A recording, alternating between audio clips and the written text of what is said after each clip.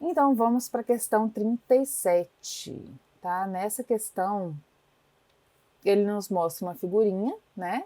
Aqui acima, né? Temos aqui o mar, continente, e a gente tem essa representação aqui litológica, né? Então, ele fala para a gente o seguinte: na figura acima, em que 1 e 2 representam linhas de tempo, são observadas: a. Interfaces litológicas isócronas. B. Unidades litológicas diacrônicas. C. Unidades litológicas em padrão regressivo.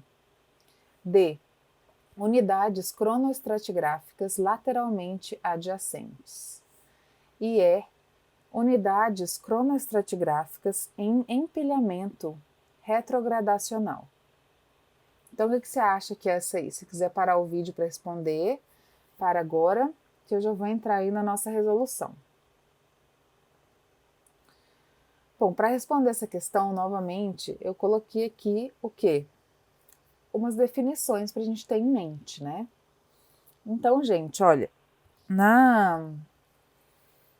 ele fala aqui do quê? Ele fala de interfaces litológicas, ele fala de unidades litológicas, ele fala de unidades cronoestratigráficas, ele fala de empilhamento retrogradacional, fala de padrão regressivo e fala desses conceitos aqui de isócronas, de interfaces isócronas e unidades diacrônicas, unidades litológicas diacrônicas.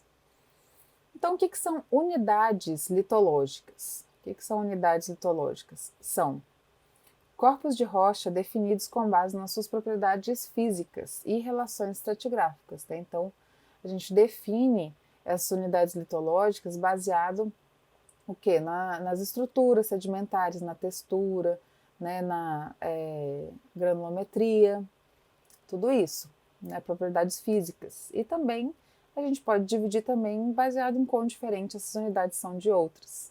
A unidade fundamental, né? A unidade litológica fundamental que a gente tem é o que? A formação, né? Então, unidades litológicas, né? De corpos de rochas. Interfaces litológicas vão ser o quê? Os limites entre essas unidades litológicas aqui, né? São os limites. As unidades cronoestratigráficas, então, o que elas vão ser? As unidades cronoestratigráficas que estão nas alternativas D e E.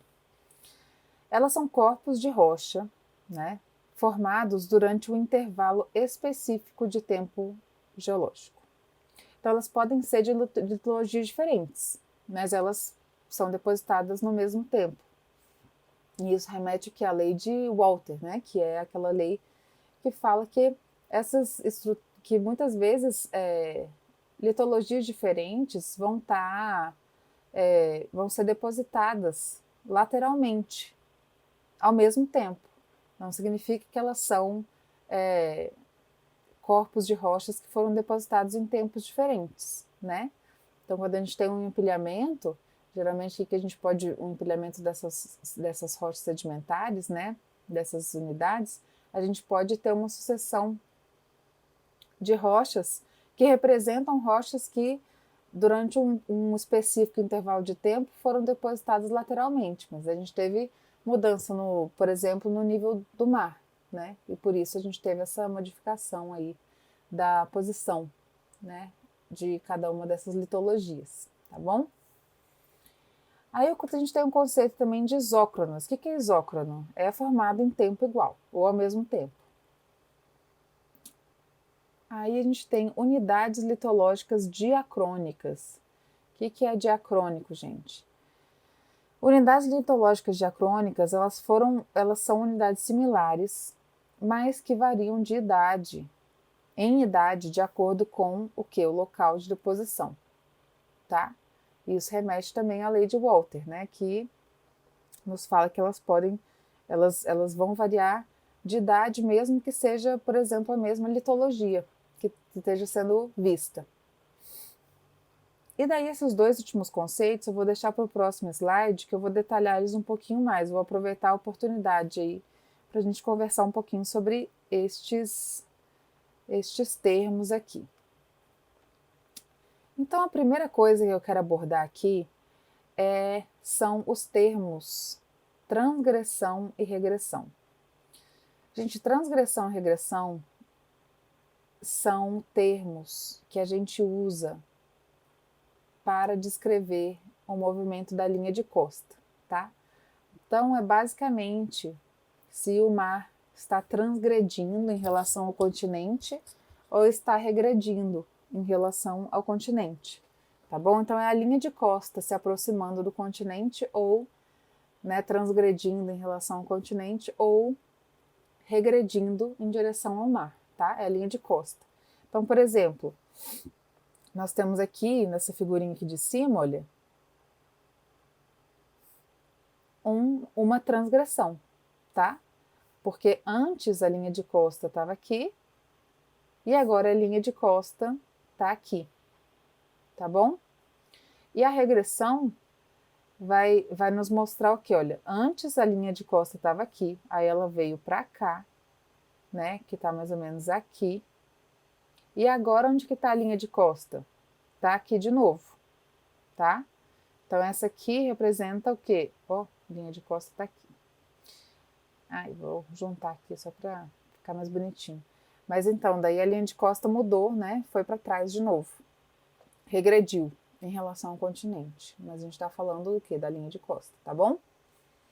E daí, isso vai formar padrões de empilhamento ou arquiteturas deposicionais, tá? Então, olha só, essas estruturas, essas arquiteturas aqui que estão nessa partezinha aqui, ó, dessa figura, elas nos mostram o que acontece quando a gente tem um aumento do nível do mar e mudanças no fluxo de sedimentos aqui para essa bacia, tá bom? Então, olha só, para cá a gente tem mais fluxo de sedimentos e para cá a gente tem menos fluxo de sedimentos. E aqui a gente mostra o nível do mar no tempo 0 e o nível do mar no tempo 1. Tá vendo? Sempre teve aqui, ó, um aumento aqui, ó, desse nível do mar, tá bom? Todas essas figuras. Então, o que a gente tem aqui quando a gente tem uma transgressão, né? Ou seja, a linha de costa está mudando aqui, daqui para vai saber onde, né? Sei lá se está aqui, mas está bem para lá. E nessa situação, a gente tem bem pouco fluxo de sedimentos. Então, vai ocorrer aqui o que a gente está vendo nessa figurinha aqui, que a gente tem os depósitos aqui mais costeiros, né? Aqui que está mostrado em amarelo, tomando por base aqui essa legenda que está aqui, né? Mas aqui, para simplificar, né, eles estão usando somente dois tipos, né, de litologias aqui. Então aqui a gente tem depósitos de praia, né, mais costeiros, e aqui a gente tem depósitos mais profundos, né? Vamos encarar dessa forma aqui essa figurinha. Então aqui a gente tem pouco sedimento, pouco fluxo de sedimento e um aumento muito grande aqui do nível do mar. Então esse vai ser o padrão que a gente vai ver. Nada de deposição aqui nessa parte, ó. E vai formar aqui esses paleocânions também. Nessa situação B aqui, ó, o que a gente vai ter? Uma transgressão da linha de costa, né? Mas a gente já vai ter mais sedimentos sendo depositados. Só que como o nível do mar está aumentando, a gente está tendo sedimentos cada vez sendo depositados mais em direção aqui ao continente, tá? Esse aqui é o continente em direção ao mar. Tá bom? Então aqui, ó, aumento do nível do mar com pouco fluxo de sedimentos. E esse padrão de empilhamento, essa arquitetura deposicional, então, vai ser uma estrutura, um padrão de empilhamento retrogradacional. E daí na C, o que a gente vai ter? Uma subida no nível do mar, porém, gente, a gente já tem bem mais sedimentos sendo depositados aqui. A gente já tem um fluxo de sedimentos muito maiores, né? Mas não tão maiores ao ponto de adentrarem muito em direção ao mar. Mas olha só como é que está o empilhamento aqui, ó. Tá um em cima do outro, ó. Esses depósitos aqui de praia estão basicamente depositados um em cima do outro. Então, o que é isso aqui? Não é nem retrogradação nem progradação, isso é uma agradação, né? Tá tendo então aqui um aumento do nível do mar com o fluxo de sedimentos igual à taxa de levantamento do nível do mar. Então, isso nos dá o quê? Um empilhamento agradacional, tá? Essa é uma arquitetura deposicional de agradação. E daí em D, o que a gente vai ter? Vai ter uma regressão da linha de costa, tá bom?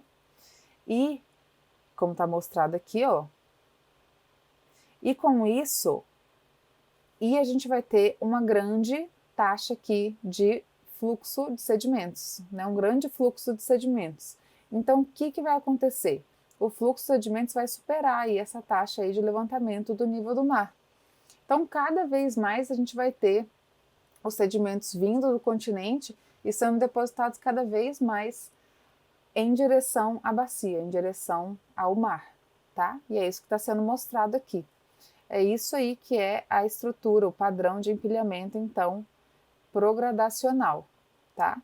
Então, a gente tem uma progradação, uma arquitetura deposicional de progradação, tá?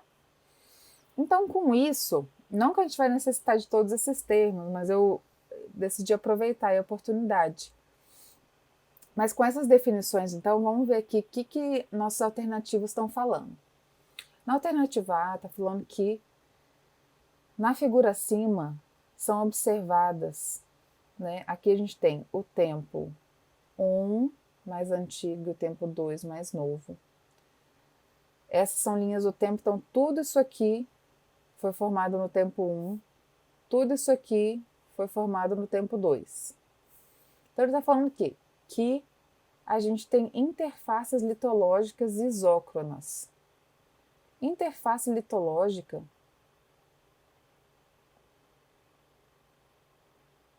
isócrona, então é a divisão. Pois é aqui, ó, se você tem aqui já essa passagem, olha, daqui para cá, elas não são mais isócronas, né? Porque o tempo 2 está aqui e o tempo 1 está aqui. Então, essas interfaces litológicas não são isócronas, não são ao mesmo tempo, né? Não foram formadas ao mesmo tempo. Então, vamos ver a B.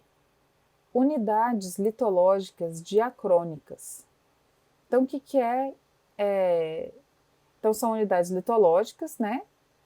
Que parecem ser unidades litológicas porque estão até com os símbolos utilizados, né, para unidades litológicas. Isso aqui seria o que é um arenito, isso aqui seria um shale, né, que é um lamito. Aqui seriam rochas carbonáticas e aqui parece que seriam lamitos mudstones, né, laminados. Então, isso são realmente unidades litológicas, parece, né? Diacrônicas. Então, são unidades litológicas que foram formadas, então, em tempos diferentes aí, né? Qual que é a nossa definição ali? Eu vou subir de novo para a gente ver aqui de novo, ó. Unidades similares, mas que variam em idade, de acordo com o local de deposição. Então, parece que é isso, né, gente? Porque a gente tem unidades litológicas que são similares, mas variam, mas foram depositados em tempos diferentes. Então, essa aqui está promissora. Então, vamos ver aqui a C. Unidades litológicas em padrão regressivo. O que é um padrão regressivo, gente? É a mudança da linha de costa. Então, o que acontece aqui? Se você tem uma regressão, ó, para cá é o continente, tá? Tá ao contrário do que está a nossa figura aqui, tá? Então, para cá é o continente. Tanto que os arenitos estão mais para cá, né? Então, o que está acontecendo aqui? Para os lamitos e as rochas carbonáticas e os lamitos laminados ficarem em cima, então, dos arenitos. tem que estar tendo uma transgressão, né? Tem que estar tendo uma transgressão. Olha aqui, ó. Olha aqui o arenito aqui, o lamito aqui e a rocha carbonática aqui, tá? Então, isso aqui é uma transgressão. Uma transgressão. Então, esse aqui também não está certo. Aí, em D, está falando que são unidades cronoestratigráficas lateralmente adjacentes. Essa, quando eu fiz a primeira vez, eu fiquei em dúvida. Unidades cronoestratigráficas são corpos de rochas formados durante um intervalo específico de tempo geológico. Mas, o que acontece? Unidades cronoestratigráficas, elas geralmente são mostradas em cartas cronoestratigráficas. Essas unidades aqui são unidades litológicas. Olha só como é que elas têm os símbolos, né? Das litologias, que nem eu falei anteriormente. Então, essa aqui também não está certa. E na letra E, a gente tem unidades cronoestratigráficas, né? Que também a gente acabou de falar que não são, em empilhamento retrogradacional. Então, o empilhamento retrogradacional parece que é mesmo, né? Que está acontecendo aí uma retrogradação nesse sistema. Por quê? Porque a gente vai ter o quê? Uma transgressão, né? A gente vai ter uma transgressão. Então, olha, aqui está mostrado melhor, olha só as litologias aqui, ó. Arenito, costeiro, aí tem os lamitos e os carbonatos. Então, isso vai ser uma retrogradação, sim, só que essas unidades são litológicas. Então, elas são unidades litológicas, então, diacrônicas, são similares, mas foram depositadas em tempos diferentes. Beleza? Então, a nossa resposta para essa questão vai ser a letra B, tá? Letra B aí para a questão 37.